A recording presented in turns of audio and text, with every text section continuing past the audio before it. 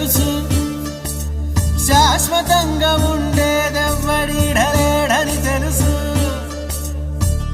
తెలుసు ఇది నీటి మూటని, తెలుసులే గాలి మేడని, తెలుసు ఈ బుడగ టప్పని పగిలిపోతదని.